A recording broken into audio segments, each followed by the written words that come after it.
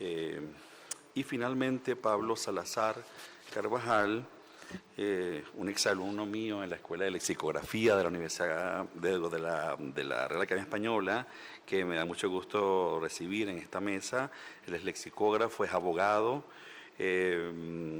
investigador en Costa Rica, lo ha sido, él es costarricense, en el Instituto de Investigaciones Jurídicas de ese país.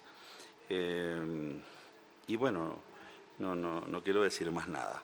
Creo que sus temas van a ser suficientemente explicados ahora por Cristina, a quien, digamos, yo creo que no hace falta presentarla, pero Cristina es una colega, numeraria electa de la Real Academia Española, es una discípula de nuestro también muy querido colega y amigo Ignacio Bosque.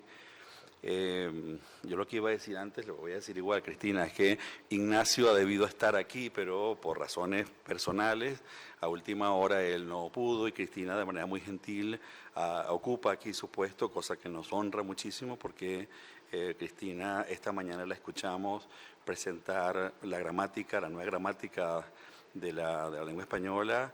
Y bueno, hemos quedado como siempre, cada vez que la escuchamos, pues muy complacidos y muy encantados de su estupenda manera de explicar algo tan complejo siempre, aunque ustedes creen que no, ¿verdad? Tanto Ignacio como los que hacen gramática creen que todo es muy sencillo, pero los que no somos tan duchos en estas disciplinas nos parece que es muy difícil, pero Cristina esta mañana nos hizo una exposición pues magnífica y brillante y de un alarde de claridad expositiva que realmente todos envidiamos. Bueno, con ustedes, Cristina Sánchez. Muchísimas gracias, don Javier, por sus palabras tan amables y tan cariñosas, que no sé si merezco. Muchas gracias. En cualquier caso, es para mí un verdadero privilegio estar hoy aquí coordinando este panel y me siento muy, muy honrada. Don Ignacio efectivamente tenía que estar aquí, pero el motivo de que no venga es feliz, al fin y al cabo ha sido abuelo.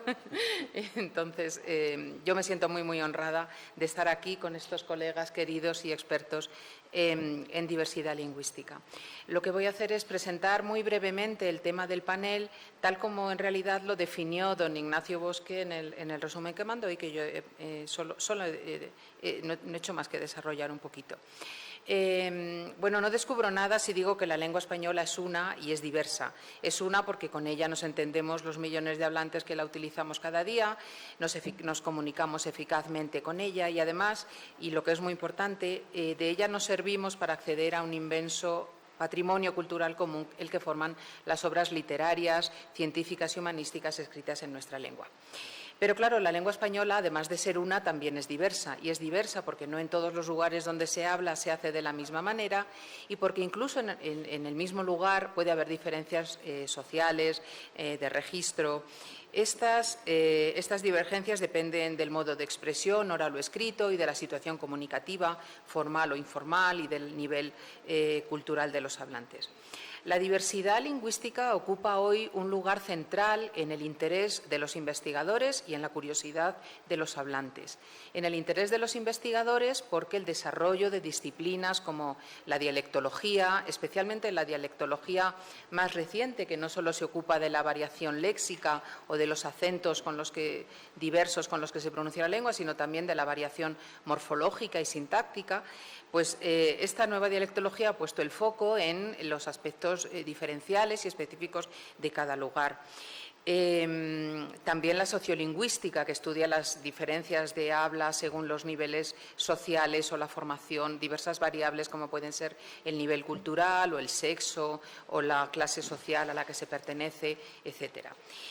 El desarrollo de estas disciplinas y, por supuesto, también el análisis del discurso que analiza y la pragmática que analiza diferencias que pueden tener que ver con la situación comunicativa o con los distintos registros con los que se utilizan. El desarrollo de estas disciplinas ha venido de la mano de teorías nuevas que proporcionaban herramientas también nuevas para investigar la diversidad y también de la mano de avances tecnológicos que nos han permitido investigar esta diversidad con herramientas más potentes. Por ejemplo, don Pedro Martín Butragueño pues nos podrá ilustrar sobre cómo todos los avances técnicos aplicados al análisis de los sonidos del habla pues han permitido conocer con mucha más precisión las diferencias de pronunciación.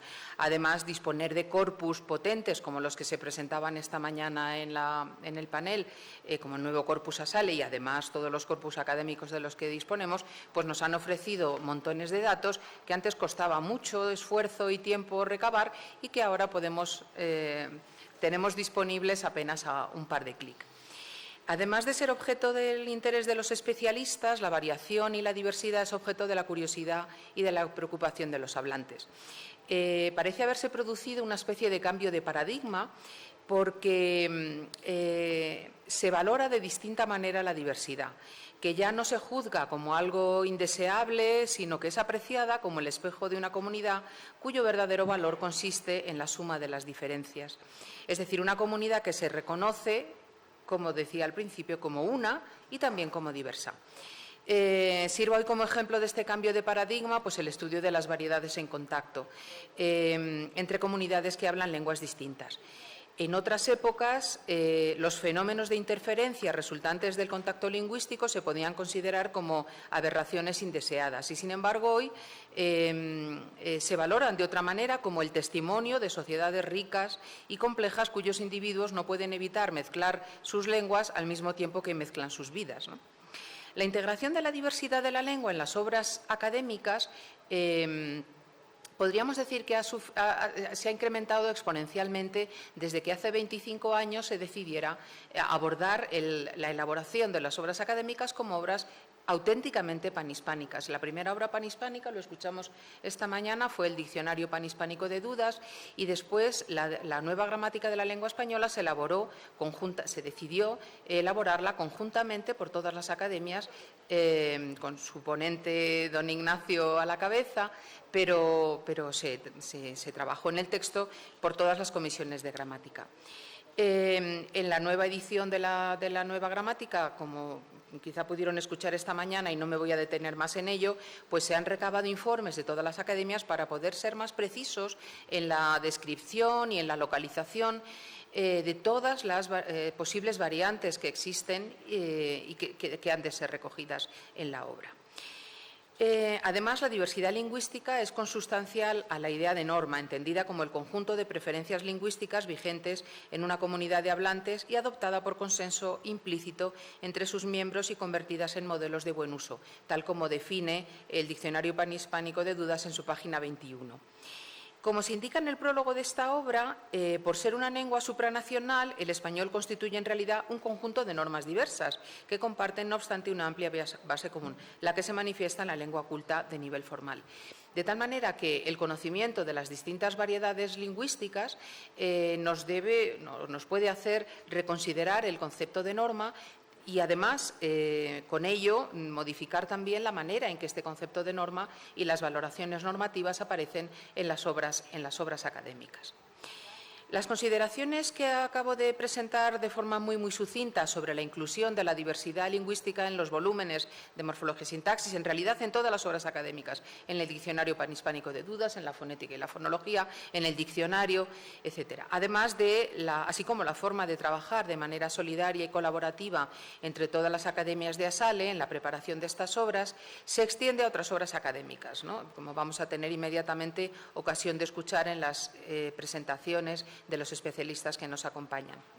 Pero antes de darles paso, de forma muy breve, me gustaría plantear los desafíos que el conocimiento y el reconocimiento de la diversidad lingüística nos plantean.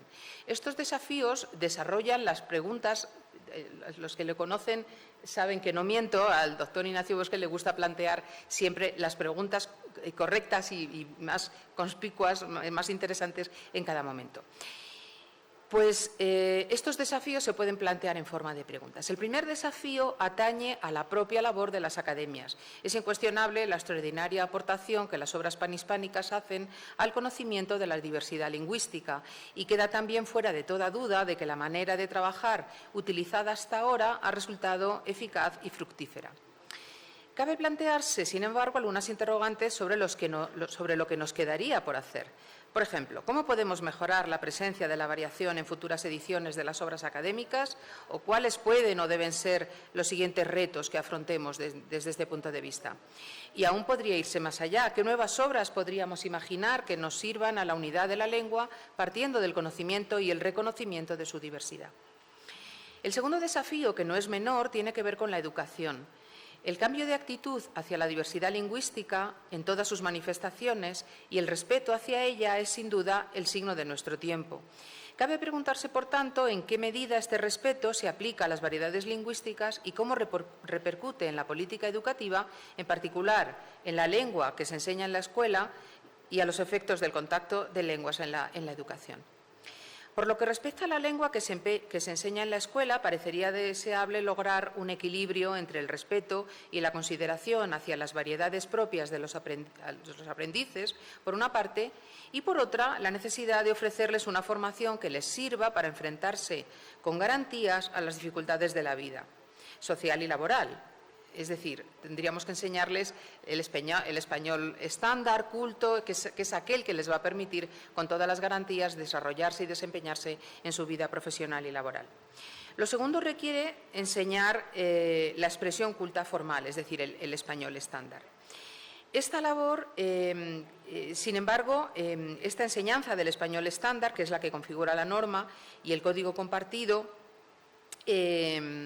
es más fácil si se afronta sin prejuicios el aceptar y reconocer las variedades de los hablantes.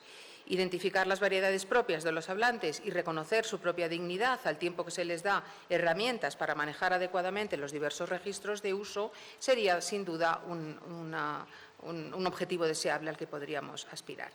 Pero este desideratum se vuelve un interrogante en el momento de abordar el trabajo del aula. ¿Es posible el equilibrio entre el respeto a la diversidad y la enseñanza de la norma? ¿Cómo debe plantearse una política educativa que tenga ese equilibrio como fin? ¿O qué materiales pueden ayudar a alcanzarlo? ¿Cómo debe ser la formación de los maestros? Y lo que es más esencial, ¿cuál debe y puede ser el papel que las academias desempeñen en todo esto? Finalmente, los contextos multilingües son indudablemente los que favorecen la mayor conciencia de los hablantes sobre la diversidad, pero también los que plantean mayores desafíos. Los niños que se desarrollan en un entorno bilingüe pueden tener necesidades específicas para dominar esa realidad. La enseñanza en esos entornos no debería descuidar el cultivo y el estudio de la lengua materna, sea grande o sea pequeña, por favorecer la preservación de la lengua hablada en el entorno. Pero los interrogantes que se despliegan nuevamente no tienen respuesta fácil. ¿Es posible una política educativa que preserve el multilingüismo respetando la libertad de elección de los hablantes? ¿O cómo condiciona el entorno multilingüe el tipo de enseñanza que los alumnos han de recibir? Como les decía, estas son interrogantes que la diversidad lingüística y su presencia en las obras académicas pues abren ante todos nosotros y que nuestro querido Ignacio Bosque pues planteó en la concepción de este panel y que yo dejo aquí en la mesa para que nuestros intervinientes, si lo desean, pues puedan responder a ellas. La primera interviniente, gracias por su paciencia, creo que no me he extendido mucho. La primera interviniente es doña María Inés Castro y nos va a hablar de la diversidad lingüística en el Diccionario de la Lengua Española y la experiencia puertorriqueña. Así es que, cuando quiera. Muchas gracias.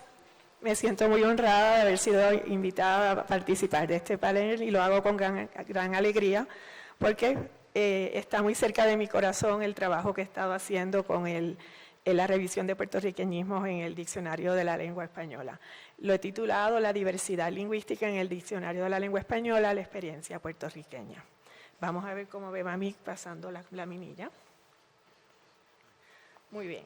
En esta presentación nos acercamos a la experiencia del proyecto de revisión de voces de uso en Puerto Rico en el Diccionario de la Lengua Española, que nace en la Academia Puertorriqueña de la Lengua Española como evidencia de la tendencia progresiva aumentar y garantizar la representatividad de americanismos en el diccionario académico.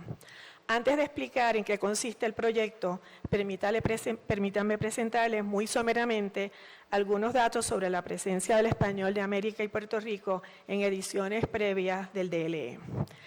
En el siglo XX se publicaron 8 ediciones del Diccionario de la Lengua Española. De estas destaco la bicentenaria 15ª edición de 1925, que ven en pantalla, por ser la primera en llamarse Diccionario de la Lengua Española, hasta entonces denominado Diccionario de la Lengua Castellana, pero sobre todo por registrar un aumento en la presencia de regionalismos, tanto de España como de América, que, y cito de la advertencia a la obra, estaban muy escasamente representadas en las ediciones anteriores. Se establecen así, hace un siglo, las pautas que nos han llevado piano a piano a acercarnos al hispanismo en materia lexicográfica. Un salto centenario nos trae al siglo XXI, que hasta el momento cuenta con 2 ediciones impresas, la 12ª edición de 2001 y la 13ª de 2014.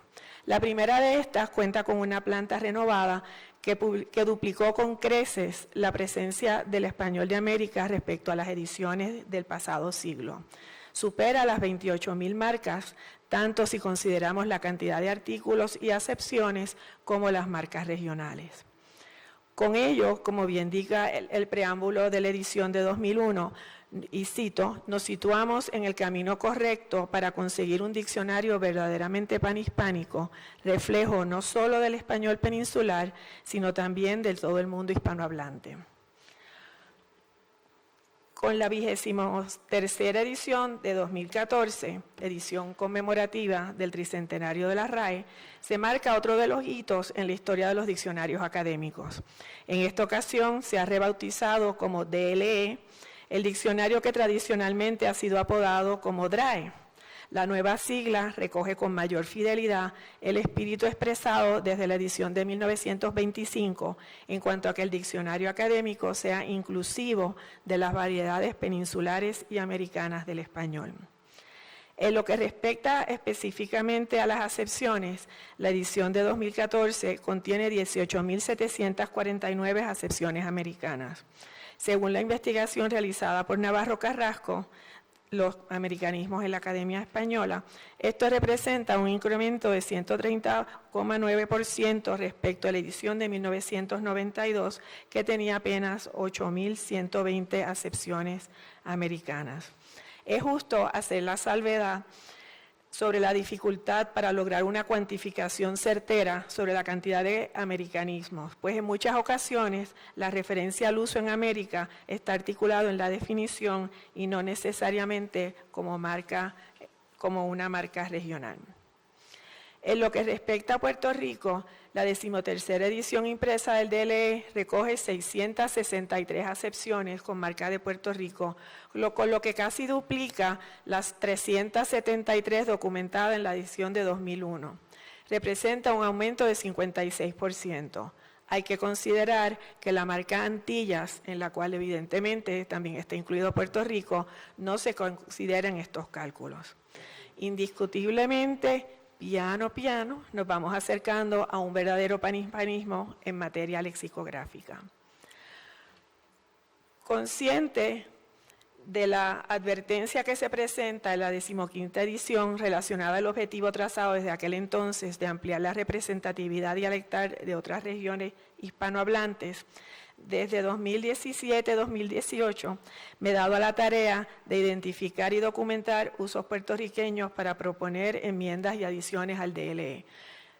En la laminilla, pues pensarán por qué tengo una laminilla de un huracán, pues esa es una toma del huracán María que azotó a Puerto Rico en el 2017, y a raíz de ese evento, para mantener mi sanidad mental, me entretuve hojeando las páginas del diccionario. Y así es que verdaderamente, y claro, y a la luz del quinqué, así es que verdaderamente es que nace este proyecto.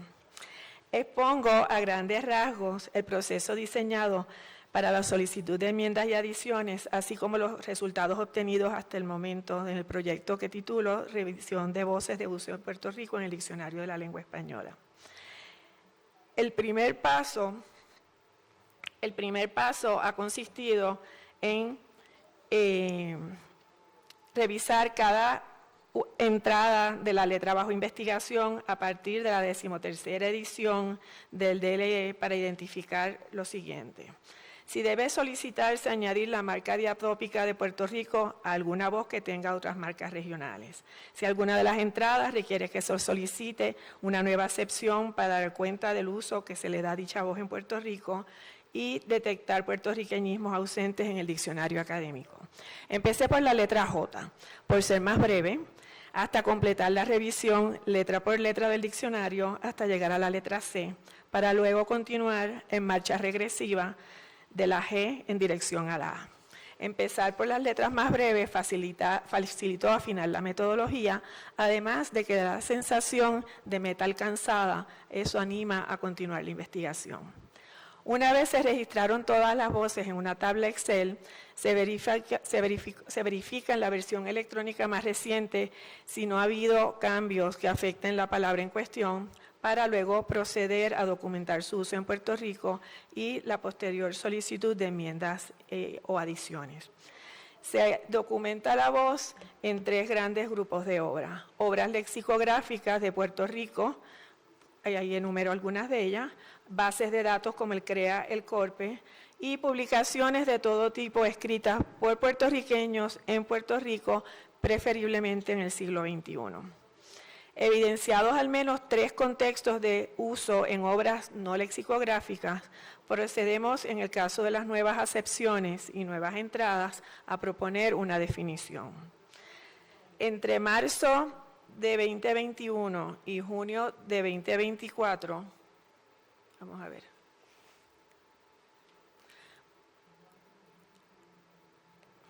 Okay. Lo que ven ahora en pantalla es un modelo de básicamente una palabra como tal como se le envía a la RAE. Entre marzo de 2021 y junio de 2024 hemos enviado 358 solicitudes de enmiendas y adiciones a las letras E a la Z. De las 134 solicitudes, de esas 358, 134 eran solicitudes para añadir la marca regional de Puerto Rico, ya constan en el DLE alrededor de 70.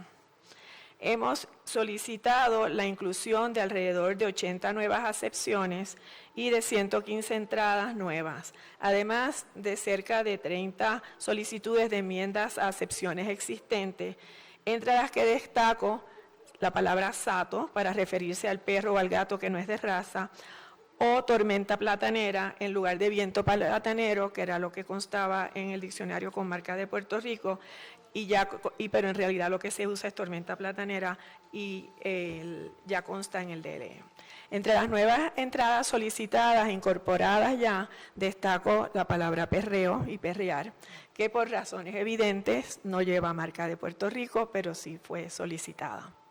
Durante el año académico 2024-2025, el proyecto de la revisión letra por letra se detuvo para completar el envío de los 100 ismos que nos solicitaron a todas las academias para la edición de 2026 del Diccionario de la Lengua Española. Completada la inmensa y afortunada encomienda, hemos retomado la investigación con la esperanza de que de pronto completar la revisión de la totalidad de este imprescindible diccionario académico. No voy a entrar en el detalle del procedimiento para los ismos, pero quería incluirle la laminilla. El insigne escritor peruano Ricardo Palma fue contundente en su reclamo en 1892, cuando la Academia Española no aceptó un gran número de peruanismos propuestos, y nos dice Ricardo Palma: la Academia admite provincialismo de Badajoz, Albacete, Zamora, Teruel, etcétera, etcétera. Voces usadas por 300 o 400 mil peninsulares, y es intransigente con neologismos y americanismos aceptados por más de 50 millones de seres que en el mundo nuevo nos expresamos en castellano. Esto aparece en la publicación Neologismo y Americanismo, que tiene entonces una especie de glosario, diccionario de las palabras de los peruanismos propuestos en ese momento. ¿Cuánto no sería su alegría saber que hoy día, precisamente en el 10º Sile celebrado en su tierra, se da fe de que la academia ha abrazado el panhispanismo y que en este siglo... ¿Qué pasó? Yo lo dejé de ver acá, pero ya lo ven. Y que en este siglo se ha visto un avance exponencial en la presencia de americanismos en el diccionario académico. Cada vez más, el DLE ha ido evolucionando hacia un proyecto verdaderamente interacadémico de colaboración entre la Real Academia Española y la Asociación de Academias de la Lengua Española. Piano, piano, nos seguimos moviendo con paso firme y consensuado hasta alcanzar un panhispanismo cabal. Muchas gracias.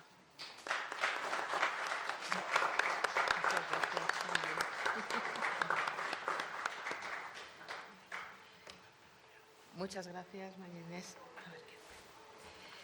Bueno, a continuación tiene la palabra doña Eliana González Cruz, que nos va a hablar, el título de su exposición es Hacia una integración dentro de la gran diversidad, de una gran diversidad lingüística. Es que cuando Muchas quiera, gracias. tiene la palabra. Buenas tardes. Efectivamente, mi intervención va más bien por la línea de los cuestionamientos que ha planteado doña Cristina en el inicio de este panel. Pareciera que el discurso académico que se viene defendiendo en aras del panhispanismo tiene más de quimérico que de realista, pues si pensamos bien, ¿cómo puede haber integración dentro de una gran diversidad? Sobre todo si entendemos la integración como un proceso que busca combinar diferentes elementos de un todo coherente y funcional bajo una estructura rígida. Bajo esta perspectiva, la tarea se presenta no solo como un gran desafío, sino como una utopía. Sin embargo, esta mañana hemos visto que estamos más cerca de la realidad que de la utopía. No obstante, es fundamental no temer a la diversidad lingüística. Todo depende del enfoque desde el cual se aborde. Moreno Cabrera, en un destacado ensayo, sugiere que deberíamos ver la pluralidad de lenguas no como un estorbo, sino más bien como una ventaja. Esta idea la desarrolló mi compañero, el numerario también, Jorge Valenzuela, el primer día del Congreso. Esta diversidad es de hecho un reflejo de la riqueza cultural y social y de los hablantes, así como de la compleja historia de nuestra lengua y sus interacciones con otras culturas. Recordemos que una lengua no solo representa un patrimonio histórico y cultural, sino que también es un invaluable vehículo de comunicación y pensamiento. Como indicó Pedro Salinas, hablar es, y cito, comprender, y comprenderse es construirse a sí mismo y construir el mundo. Fin de cita. En ese construirse a sí mismo y construir el mundo precisamente resulta significativa la actual iniciativa de la Real Academia y de la Asociación de Academias de la Lengua Española para promover obras panhispánicas y que esta mañana fueron presentadas. Hace poco vi en internet, en una red social, que decía el titular: RAE y ASALE lucen sus últimas publicaciones. Lucen, ¿no? Me pareció interesante ese calificativo, ¿no? Esa acción. Pero la integración de la diversidad lingüística no debe ser vista como un mandato para fusionar las variantes, sino una responsabilidad ética y científica que busca describir y validar dicha variedad dentro de un marco de respeto. Además, fomentar la integración le confiere a la lengua española una solidez y legitimidad incuestionables en el ámbito internacional, pues las obras panhispánicas, especialmente los diccionarios, se convierten en herramientas de consultas más precisas y útiles para investigadores, traductores y hablantes no nativos. Así, la lengua cobra relevancia global. Asimismo, se debe apuntar hacia la integración por un tema de empatía lingüística, pues la aceptación de términos de diferentes variantes contribuye a construir puentes de reconocimiento y respeto entre hablantes de diferentes regiones, promoviendo la cohesión cultural y trascendiendo fronteras políticas. Igualmente es significativa porque la integración obliga a las instituciones académicas a mantener un dinamismo constante. Recordemos que la descripción de una lengua no puede ser estática. Por el contrario, debe reflejar la evolución viva de las variantes. Por ello, al aceptar la validez de la diversidad, se garantiza que las obras académicas no se conviertan en reliquias del pasado, sino que sean espejos fieles de la lengua en transformación continua. Obras, como las que hemos visto esta mañana presentadas, son testimonios de las particularidades dentro de un marco común que no buscan la uniformidad o el aplanamiento de las variantes, sino la cohesión a través del reconocimiento. Asimismo, aprovecho la oportunidad para señalar que ese será también el objetivo del Diccionario Panhispánico de Gastronomía, proyecto que lidera la Academia Peruana de la Lengua y que viene trabajando en los lineamientos generales que en breve se les enviará a cada academia para empezar con la recolección de la información. Sin duda, este tipo de iniciativas pone de manifiesto un pensamiento crítico y un análisis científico que cruzan fronteras. Por eso, al incluir investigaciones sobre variaciones regionales, estas publicaciones fomentan un ambiente de respeto por la pluralidad del español y propician el diálogo entre diferentes comunidades lingüísticas. A lo largo de los años, hemos visto un creciente interés de lingüistas en documentar y analizar particularidades dialectales, así como en examinar relaciones de poder y marginalización que algunas variantes han sufrido en comparación con el llamado español estándar. La inclusión de diversidad lingüística en los estudios académicos permite la creación de un corpus documental que puede servir de referencia y herramienta para futuras generaciones de estudiantes y de académicos, enriqueciendo así la enseñanza y aprendizaje del español en contextos diversos. También esta mañana nos hablaron del CORPES. La integración, entonces, debe ser el proceso de construir una comunidad hispana más abierta y enriquecedora, donde la validación de las particularidades sea el cimiento de la unidad. Sin embargo, ¿cómo lograrlo en una lengua tan vasta y compleja como la nuestra? Lo primero implicará superar el reto más aplastante de todos, el de la discriminación lingüística o el prejuicio lingüístico. A pesar del trabajo académico por validar todas las variantes, algunos acentos, términos o construcciones siguen siendo menospreciados en algunos ámbitos, lo que debilita la confianza de los hablantes en su propia variante y dificulta la aceptación recíproca de variantes ajenas. Esta falta de respeto solo puede generar tensiones sociales y contribuir al aislamiento de comunidades que hablan lenguas minoritarias, por ejemplo. Por lo tanto, si la integración busca un todo coherente, habrá que derribar la jerarquía implícita que establece qué dialecto tiene más valor que otro. En este sentido, las políticas educativas, sin duda alguna, representan o desempeñan un doble rol. Por un lado, allí donde se requiera, es necesario implementar políticas de educación intercultural bilingüe que incluyan la enseñanza en lengua materna, con un currículo flexible y culturalmente realista, la formación de docentes en atención a la diversidad y el uso de tecnologías para la documentación y la difusión de las lenguas minoritarias. Todo esto no solo preservará las lenguas, sino que también aumentará la conciencia lingüística en toda la comunidad.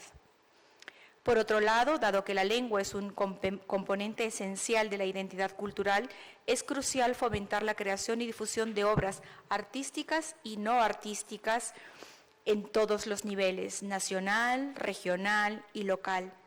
Esto puede incluir festivales, exposiciones, encuentros, plataformas digitales, a fin de que no solo se den a conocer dichas creaciones, sino de la existencia de diversas expresiones lingüísticas, e incluso campañas de sensibilización para combatir la discriminación lingüística y promover el respeto hacia todas las variedades. Asimismo, la recopilación y análisis de datos sobre la diversidad lingüística permitirán tomar decisiones informadas y asignar recursos de manera eficiente. Este enfoque ayudará a entender las necesidades de los hablantes y a monitorear el progreso de las políticas aplicadas. Como hemos señalado líneas arriba, una lengua aporta identidad, que no es poco, pues la lengua no es solo un medio de comunicación, sino que es el más valioso de los instrumentos que los seres humanos poseemos para conocer el mundo y comprenderlo. A través de nuestra lengua, los hablantes aprendemos a definirnos como persona. Luego entendemos qué significa vivir entre personas. Y una vez que lo hacemos, seremos capaces de manifestarnos libremente. Pero sobre todo, podremos sentirnos orgullosos de nuestra tradición cultural y lingüística. Por ello, la integración dentro de una gran diversidad lingüística y en el mundo hispano es un proceso esencial para la cohesión social y el desarrollo cultural. A través de la educación, el reconocimiento de derechos, el respeto de las lenguas nativas, la promoción cultural y el uso de la tecnología, es posible construir una sociedad que valora y respeta todas las lenguas y sus dialectos. Cuando hablo de integración y diversidad, siempre me gusta explicarles a mis alumnos que es aplicar la misma idea que tenemos de familia. En nuestras familias, cada uno es único e irrepetible. Sin embargo, tenemos una identidad común. El futuro del ámbito hispano dependerá de nuestra capacidad para abrazar esta diversidad lingüística y convertirla en una fortaleza que enriquezca nuestras sociedades. En un mundo cada vez más globalizado, la integración de diferentes lenguas y culturas no solo es deseable, sino fundamental para la paz y la cooperación entre los pueblos. La tarea es ardua, ya nos lo dijo doña Cristina, y la labor de las academias es fundamental y debe estar en manos de todos, pero principalmente, repito, de instituciones como las academias, las escuelas, las universidades y todos aquellos que sientan este deseo como parte de su responsabilidad social. Por ello concluyo mi intervención con uno de los versos del poeta peruano César Vallejo. Se trata de una invitación a la acción, una exhortación a la necesidad de actuar para alcanzar lo que acabo de señalar. Hay, hermanos, muchísimo que hacer. Muchas gracias.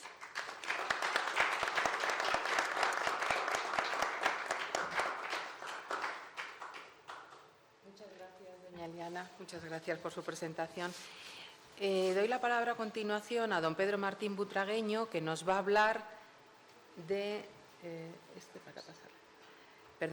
Nos va a hablar de perspectivismo y colaboración, el caso de la nueva edición de la fonética fonología de la gramática académica. Así es que cuando quiera, don Pedro. Sí, muchísimas gracias. Lo primero que quiero hacer, claro, es agradecer, ¿verdad?, el hecho de estar en esta mesa y en compañía, pues, de tan buenos y queridos colegas. Me disculpo también si en algún punto repito u ofrezco alguna idea conectada con lo que expuse esta mañana. Quisiera decir también que el texto que espero entregar para publicar es un poquito más largo y al inicio de él, por ejemplo, se reflexiona, si bien brevemente, sobre el concepto de panhispanismo, que en mi opinión debe desarrollarse todavía un poquito más para entender mejor qué es lo que queremos hacer a la hora, ¿verdad?, de integrar la variación en obras de carácter panhispánico, ¿verdad? La razón es que, claro, en cierto sentido, cuando enfrentamos el concepto de panhispanismo con la variación, lo que ocurre es que es más una metáfora de lo deseable que una correspondencia, ¿verdad?, con la realidad ecolingüística de los espacios sociales en los que nos movemos, ¿verdad? Recordemos también que la variación y la existencia de ella no solo es fruto de la separación social y de la discriminación, sino que también es una emergencia identitaria, ¿verdad?, que surge para afiliarse a los grupos. En todo caso, de las ideas sobre panhispanismo, la que a mí me gustaría rescatar más en este momento es esta idea de que, y aquí empiezo a leer, un enfoque panhispánico debe contar con todas las variedades del español a redactar los textos normalizadores básicos para estandarizar la lengua, como la ortografía, la gramática y el diccionario. La subrepresentación, y ese es un concepto que me parece central, de ciertas variedades de nuestra lengua se vuelve cuestión relevante y el volumen de fonética y fonología de la nueva gramática de la lengua española puede ser un buen ejemplo de los problemas que surgen al incorporar la variación, ¿verdad? Es decir, entre los alcances obtenidos a través del enfoque panhispánico, quizá en lo personal me parece más importante es precisamente el cobrar conciencia de la subrepresentación y, naturalmente, la necesidad de remediarla. En relación a la fonética y fonología, una primera cuestión es la perspectiva fonológica adoptada. El carácter descriptivo del volumen, dirigido a un público solo con un conocimiento previo general, sugiere ofrecer lineamientos prácticamente preteóricos, ¿verdad? Sin embargo, por básicos que sean, estos planteamientos deben tener un sustento universal que permita ver el español desde unas coordenadas tipológicas coherentes en lo estable y lo variable. Tengo una presentación, rogaría que se ponga, si es tan amable la persona que esté controlando la sala. Bueno, mientras sigo leyendo. La solución práctica,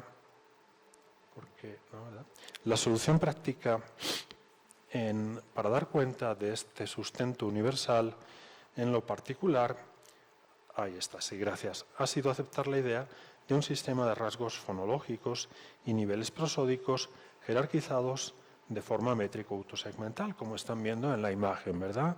Son muchos de los rasgos tradicionales, algunos rasgos segmentales, ¿verdad? Recordemos los principios básicos de la fonología, arreglados, dispuestos, algunos de ellos en ciertas familias, jerarquizados de una forma específica.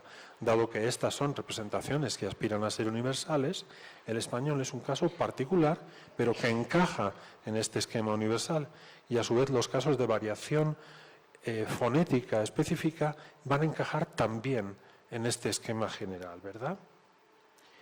Estos niveles o gradas que vemos en la pantalla son autónomos, pero están organizados en estructuras con prominencias de un elemento con respecto a sus compañeros. Esto permite trabajar con clases naturales como obstruyentes versus inobstruyentes o resonantes. Verán que en la raíz se ve ahí el rasgo resonante, ¿verdad?, que se puede activar o no. Las obstruyentes son las no resonantes, como P, T, K, ¿verdad?, mientras que los sonidos resonantes son, por ejemplo, N o L, ¿verdad? Todo eso está en la raíz misma de la organización de un segmento o fonema. Digo entonces que de lo que se trata es de ver que tienen de común y diferente los tipos de consonantes o las vocales frente a las consonantes. Estas agrupaciones nos permiten instalar en una sola clase, por ejemplo, las róticas, describir la aspiración de ciertos sonidos, como bosque, como ha dicho nuestro querido Francisco Javier, como una suspensión de los rasgos articulatorios, ¿verdad?, en cierta escala, o entender la constitución misma de las sílabas, entre otras cuestiones. El empleo de rasgos y niveles universalistas permite entender muchísimas cuestiones, desde las soluciones históricas de los finales de los préstamos del náhuatl, como en para dar camote, el problema de las vocales en el español andino, ¿no?, con su ensordecimiento y centralización, la herencia de las oclusiones glotales en los préstamos de numerosas lenguas originales americanas, incluso las trazas de flexión tonal en el español de contacto con lenguas tonales, como el chinanteco, una lengua mexicana, ¿verdad? Lo mismo que se está expresando en el terreno de los segmentos, o sea, de los fonemas, puede aplicarse a la prosodia, ajustada a esta en la fonética fonología de las academias, a una jerarquía universal formada por moras, sílabas, pies, palabras prosódicas, frases fonológicas, frases entonativas y enunciados, ¿no?, como en este ejemplo que estamos viendo en la pantalla, que es para el inglés, ¿verdad?, donde vemos, por ejemplo, en la parte de abajo la letra griega sigma, ¿verdad?, que se refiere a las sílabas, luego la F más arribita, agrupando algunas sílabas para los pies, de ahí nos vamos a omega, que son las palabras prosódicas, y así sucesivamente. Fi, las frases fonológicas, y seguimos subiendo, iota, las frases entonativas, y nu, los enunciados fonológicos, ¿verdad? Cuando disponemos de estas organizaciones prosódicas, también como con los segmentos o fonemas, la propuesta es que son de tipo universal. Entonces lo que tenemos que hacer es ver dónde queda cada lengua y ver luego dónde queda cada variedad lingüística, ¿verdad?, para que podamos describirla apropiadamente, ¿no?, y podamos, pues, por ejemplo, entender que la entonación es el contorno melódico dentro de una frase entonativa, ¿verdad? Lo que tenemos ya en un nivel muy elevado, el nivel iota, ¿verdad? Y entender, por ejemplo, que una cosa es el comportamiento del acento léxico en la palabra aislada, la palabra de diccionario, versus el acento postléxico, ¿verdad? El que ocurre cuando ya la instalamos en un enunciado específico. Si queremos entender la variación entonativa, no lo podemos hacer solamente con datos fónicos. Necesitamos, en realidad, entender los cruces, las relaciones, las interfaces, es la palabra técnica, al relacionar esa entonación con la sintaxis, o sea, cómo fraseamos o partimos una oración, ¿verdad? Con los actos de habla, ¿verdad? Si es una aseveración, es una pregunta, etcétera. Y también con la estructura informativa, con los focos o partes del enunciado que adquieren cierta relevancia en general porque son una elección entre varias posibilidades, ¿verdad? Incluso una introducción general, como es el volumen académico, debe siquiera arañar la superficie de algunos de estos problemas para dar cuenta de la variación lingüística. Cuestión compleja es decidir qué procesos han de reseñarse, en qué grado deben desarrollarse y bajo qué mirada deben abordarse. Un caso muy, esto es otro ejemplo de organización prosódica. Un caso muy interesante es la consignación de las variedades que muestran un sistema fonológico con S, que son la mayoría en español, frente a aquellas que tienen una S y una Z, ¿verdad? En el abordaje de la primera edición se presentaban dos grandes subsistemas, uno con distinción entre los dos segmentos o fonemas mencionados, S y Z, y el otro sin ella, en un contexto expositivo que esbozaba además los procesos históricos que habían llevado a esta situación. El enfoque de la segunda edición ha variado al presentar los hechos. Se subraya que el español general es una lengua con S en su repertorio, pero se aclara que ciertas variedades poseen un fonema con Z, ¿verdad? La redacción, además, procura evitar la percepción para algunos consultantes, en especial los no especialistas, de que a este español general le falta algo, ¿verdad? Lo que claramente no tendría ningún sentido. Algo parecido se hace al presentar la existencia de un fonema ELIE en ciertas variedades, entre otras soluciones, caso especialmente complejo, dada la existencia de diversas áreas con dos elementos fonológicos, no siempre los mismos, establecidos sobre el basamento léxico, ¿verdad? Ha sido también relevante exponer con claridad el valor fonológico de las formas posalveolares, que es lo que ven ahí en la tercera línea, ¿no? La posalveolar fricativa sonora, ye, y la posalveolar fricativa sorda, she, ¿verdad? En algunas áreas lingüísticas, no como variantes de un fonema palatal, sino como fonemas en sí mismo. Se trata de cuestiones muy importantes más allá de lo fonológico, pues afectan el sentir de los hablantes y pueden inducir, como ha ocurrido, la idea de que existe una forma nuclear y apropiada, mientras que otras pronunciaciones serían simplemente inapropiadas, periféricas, aun cuando puedan constatarse fácilmente en diversos estándares. Las valoraciones mismas que reciben diversos procesos variables no son las mismas, aun cuando la realización fonética sea prácticamente idéntica. Entre los ejemplos más conocidos están la aspiración de S, ¿verdad? Los carros, ¿verdad? El debilitamiento y elisión de D, hemos llegado, ¿verdad? La fricativización de che, ¿no? Por ejemplo, en los chicos, ¿verdad? Y la pronunciación debilitada de algunos grupos cultos, como KT, ¿verdad? En vez de, por ejemplo, recto, decir recto, recto, ¿verdad? En el centro de México, todos estos cuatro fenómenos están estigmatizados. En Madrid hay cierta tolerancia hacia 3 de los 4 procesos. En otros lugares, los 4 son bastante aceptables, al menos en las hablas coloquiales. Parece entonces relevante señalar, al menos a grandes rasgos, las diferentes valoraciones sociales que reciben los procesos fónicos. Otro aspecto polémico con la variación es el detalle técnico con que debe expresarse. En muchas situaciones de contacto entre el español y diversas lenguas originarias americanas, sea el quechua, como mostró Erin O'Rourke, o el maya yucateco, como mostró Jim Michnovich, o como En el ejemplo que estamos viendo en la pantalla, ha estudiado Estefanía Olivar para el náhuatl en contacto con el español, o más bien el español en contacto con náhuatl, encontramos un adelantamiento del pico, ¿verdad? Si ustedes ven, la curva melódica sube, luego es plana y luego vuelve a tener otro pico al final. Lo esperable, sobre todo al final, es que el pico coincidiera con el límite de la sílaba. ¿Qué vemos en el ejemplo?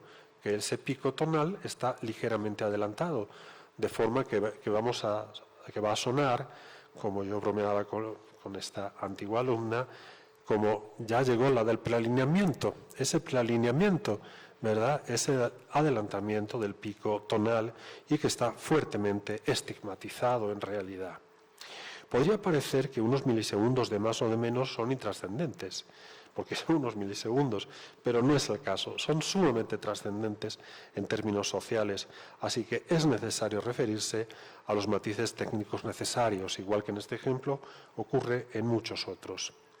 Por ejemplo, en la altura del ruido tonal en las fricativas, el grado de debilitamiento de las Ds entre vocales, etcétera, etcétera, etcétera. A medio y largo plazo, y ya con esto termino, surgen, me parece, al menos 3 grandes tareas. La primera es cómo construir una dialectología fónica vertebradora de lo que ahora queda desmenuzado. Idealmente debería poderse recomponer digitalmente el material que tenemos entre manos, verlo por procesos, por niveles, por países, por áreas, por valoración social, por las grabaciones disponibles. Una segunda labor es cómo ofrecer herramientas para sacar el mejor partido posible en la enseñanza. Si bien esto ya puede realizarse en parte, hay un margen amplio para diseñar materiales, quizá en colaboración con comunidades de profesores y alumnos. Por fin, podría pensarse en un observatorio fónico que cobijara fuentes bibliográficas, grabaciones, análisis, cuestionarios, observaciones y dudas comunes sobre la dimensión fónica del español en sí mismo y en contacto con las muchas otras lenguas con las que convive. Un enfoque tesaurizante podría deparar muchas sorpresas al usuario y ayudar a construir comunidades de práctica que simultáneamente aporten y obtengan beneficio de un enfoque realmente colaborativo, abarcador y propenso a corregir los problemas de subrepresentación sin eludir las complejidades de la estandarización y la normalización fónica. Muchas gracias.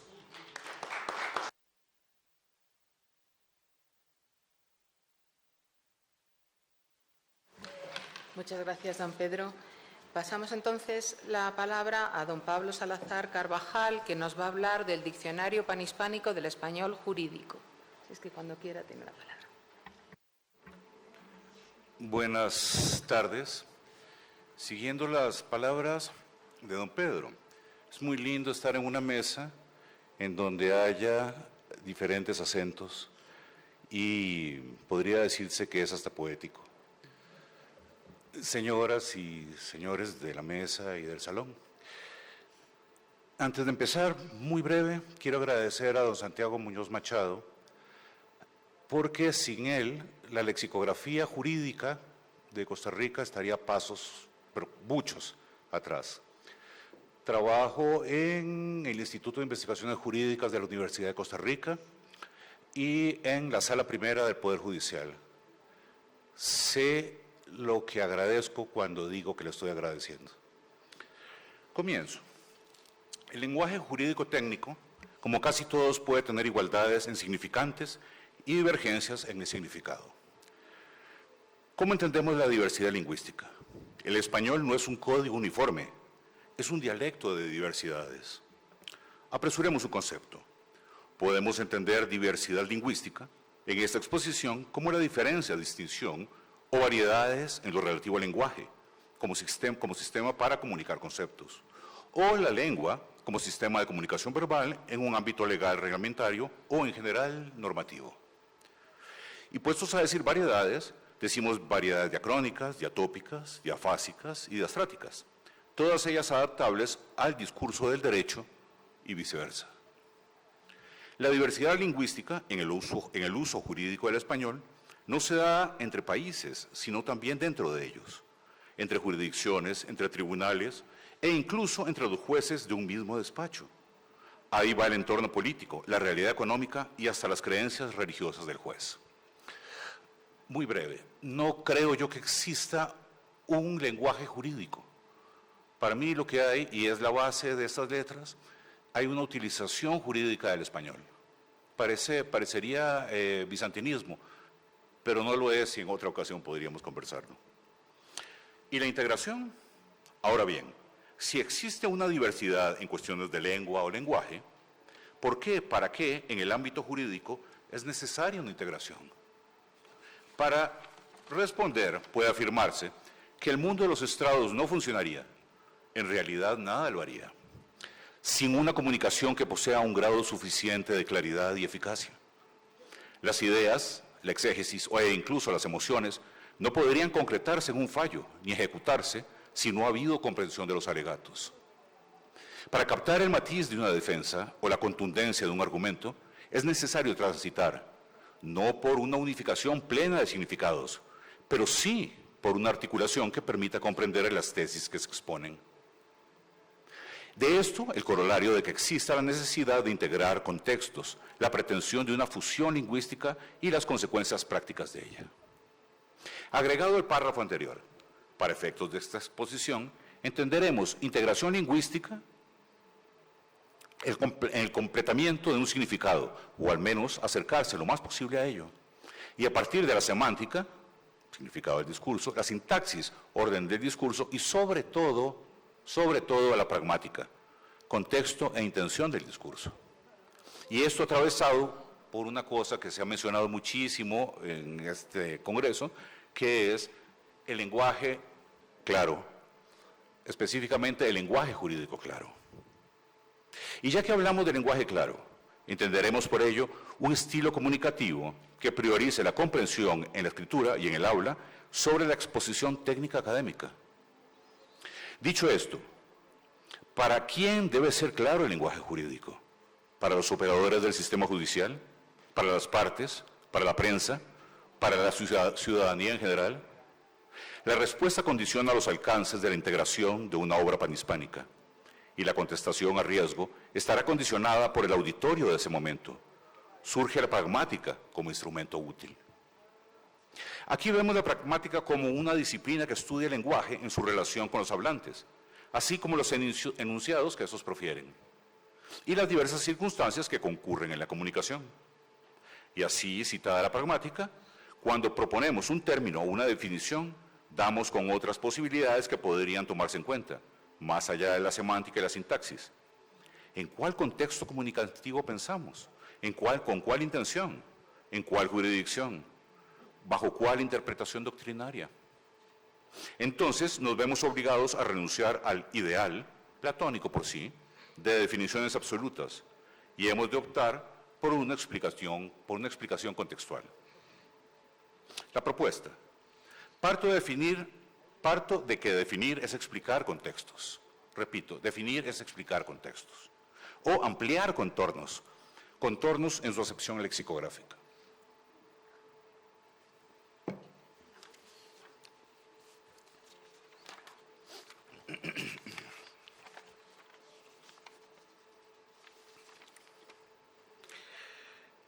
Si se me acepta esta afirmación, definir es explicar contextos a riesgo, para efectos lexicográficos, metodológicos y comunicativos, que definir no es fijar un significado absoluto, sino ofrecer una propuesta interpretativa adecuada a un contexto jurídico determinado. Por ejemplo, entre paréntesis, así vemos que prescripción en materia civil se refiere a la extinción de un derecho. En derecho penal puede remitir a la caducidad de la acción penal. Y en materia ambiental, una condición establecida para evitar un daño. A primera vista parecería que estamos frente a una aporía, frente a una imposibilidad racional, ya que ¿cómo se podría en un diccionario o en un texto doctrinal integrar el infinito número de posibilidades que los contextos ofrezcan? Y la respuesta está en la renuncia racional de una búsqueda de absolutos. Se trata entonces de ofrecer opciones, contextos de casos generales, de aquellas situaciones en que más se repiten en la vida jurídica de cualquier nación. Ello sin dejar de lado las reglas pragmáticas, el principio de cooperación, alcances conversacionales, presuposiciones. Así pues, los diccionarios pueden constituirse como guías, no como policías de las expresiones o afirmaciones jurídicas. Claro, como cualquier léxico, los habrá mejor dotados de definiciones contextuales que otros. O sea, lo mismo que ha ocurrido desde que se inventó esta herramienta, que es un diccionario. Mi propuesta es que la definición jurídica, una fijación de un significado jurídico, sea una explicación de un contexto, un modelo de significado construido sobre situaciones hipotéticas, sobre supuestos jurídicos, sobre supuestos planteados en una norma legal o reglamentaria. O sea, una forma de decir, en este contexto, con esta intención, este término puede significar esto. De ahí es donde se suma al juego obras como el Diccionario Panhispánico del Español Jurídico. Usarlo no como un canon normativo, sino como un catálogo vivo de significados contextualizados, construido a partir de la diversidad lingüística del español jurídico. O sea, en dos palabras, una ayuda, un auxilio para coadyuvar en la claridad de la comunicación. Las conclusiones. La diversidad lingüística no es un obstáculo para la comprensión jurídica. La diversidad lingüística es una posibilidad para mostrar situaciones presentes en un mapa hispanohablante que entrañen conflicto y así integrar soluciones jurídicas. La integración no consiste en uniformar, sino en observar diferencias y en explicar cuándo, cómo y por qué esa diferencia importa. Propongo que las definiciones en obras panhispánicas sean ante todo explicaciones situadas, que ayuden al lector y al escuchador a entender lo que un término puede significar. Además de explicar el entorno físico o de situación político, histórico, cultural o de cualquier otra índole en el que se considere un hecho jurídico. Así creo que se podría integrar pacíficamente la diversidad lingüística en el conocimiento jurídico de nuestra lengua común. Muchas gracias.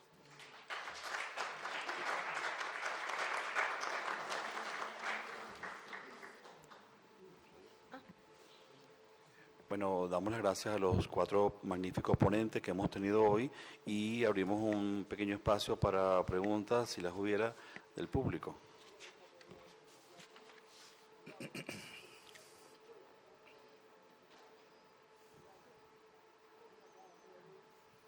Bueno, creo que todo ha quedado suficientemente claro. Son 4 textos indudablemente impecables que tratan distintas áreas sobre esta complejísima tarea de la integración de esa diversidad en las obras panhispánicas.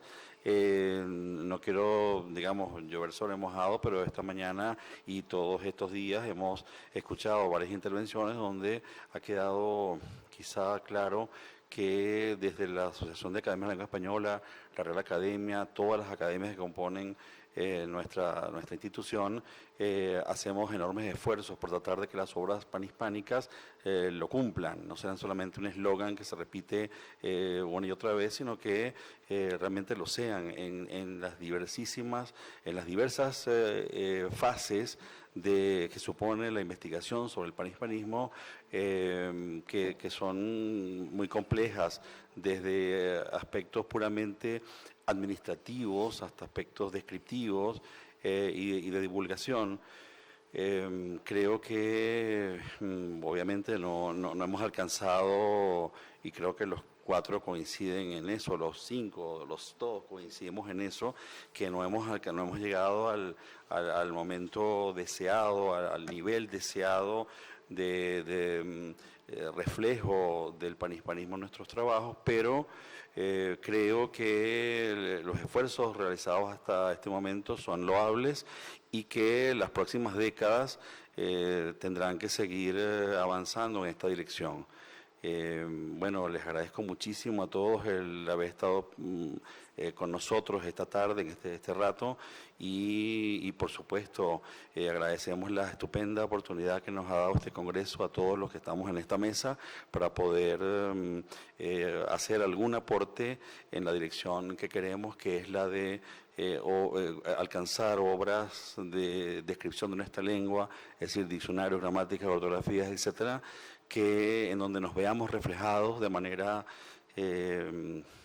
abierta, equitativa, y que dejemos ya como asunto del pasado los viejos purismos, los prescriptivismos, los nacionalismos y todos esos ismos nefastos que nos han acompañado durante tanto tiempo. Muchísimas gracias. Perdón. Yo quiero decir nada más a los compañeros peruanos, qué bonita que es Arequipa. Muchas gracias. Sí. No, pero, si me permiten, el doctor Ignacio Bosque me pidió expresamente que les saludase a los miembros del panel y, por supuesto, al público, así es que no quería terminar sin transmitirles su cordial saludo y afecto desde España. Gracias.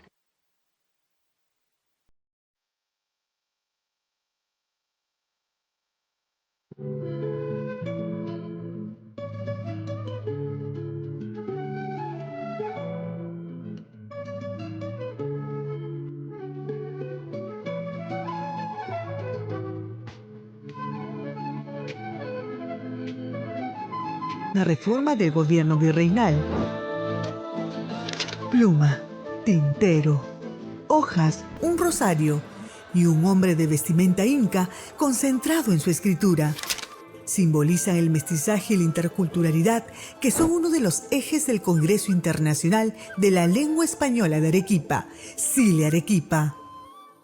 10º Congreso Internacional de la Lengua Española, Arequipa, Perú, 2025. Arequipa, ciudad labrada por su gente laboriosa con el material surgido de las entrañas de sus volcanes.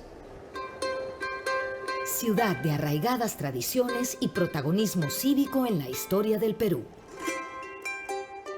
Ciudad que crece y se transforma, uniendo los desafíos del porvenir con las huellas de su historia viva.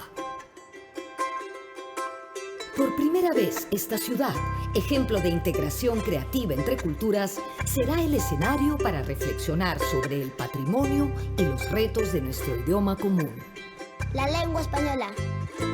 Un idioma que se nutre del mestizaje y la interculturalidad. Así será, y gozosos diremos, es mi patria el globo entero, hermano soy, del indio y del ibero. Un idioma que puede expresar mensajes de forma clara y accesible. Tan clara como el agua. Un idioma que seguirá evolucionando junto a las culturas digitales y la inteligencia artificial. Y que podrá acercar a los más jóvenes al notable escritor que nos convocó para decirles, anunciándoselos con enorme alegría, que la próxima reunión tendrá lugar en mi tierra natal, en la ciudad de Arequipa, que estoy seguro va a recibirlos a todos ustedes con los brazos abiertos. Aquí nos reuniremos para celebrar nuestra lengua como un idioma que incluye, une y hermana. Aquí compartiremos historias, experiencias y anhelos. Aquí, donde el mestizaje se encarna en su gente y su arquitectura, crearemos un espacio para debatir y proyectar nuestro idioma hacia el futuro. Aquí, en Arequipa.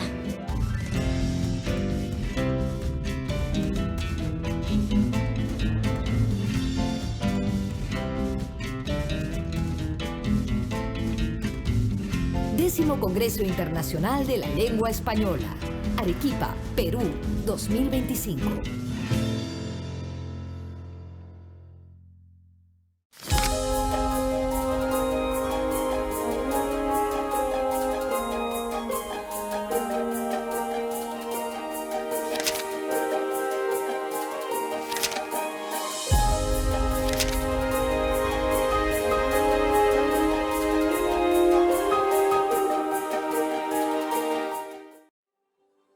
Arequipa, ciudad de tradiciones